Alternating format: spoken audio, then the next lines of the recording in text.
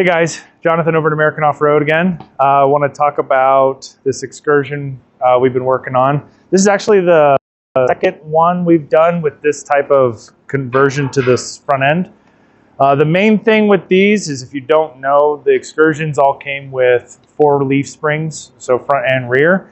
And so what we do is we swap the front axle with like an 05 and up Super Duty axle, which is coil spring from the factory, and then we convert it to be a coil spring on the frame. So if you come around the side here, you can kind of see what we've done. So we basically weld in these coil buckets that have a shock provision.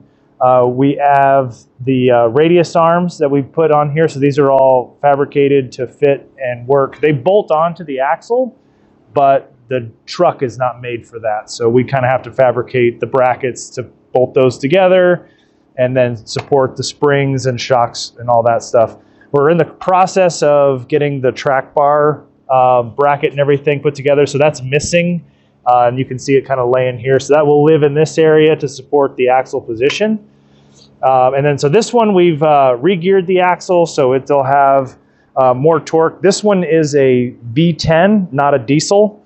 So it needs a little more low-end torque, so the axles or the gearing will help get it there. Also, this one's pretty tall, as you may notice. It's not quite at ride height, but it only is going to come down about 2 more inches from this, because it is sitting on 40-inch tires. You can kind of see on the rear, it's on theirs, and then this is the front one that's going to be on this.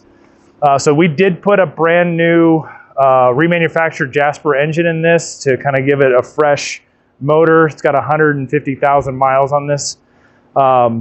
We added a Mishimoto oil cooler for the transmission, so that way when this thing's running up hills and stuff, the transmission's not overheating.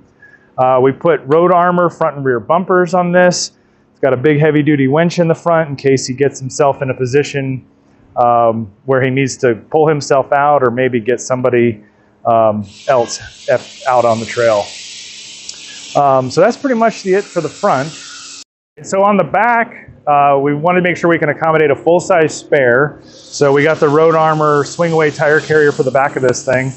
We'll support this thing, which actually supports this really nicely, gives you the ability to still get into the interior of this thing. So we did all new reupholstery on the seats on the inside of this. This is all fresh paint too. So this entire truck has been freshly painted. It still needs to be buffed and detailed and stuff, but it's all fresh on this, so it kind of revitalizes the whole build, which turns out really nice as well.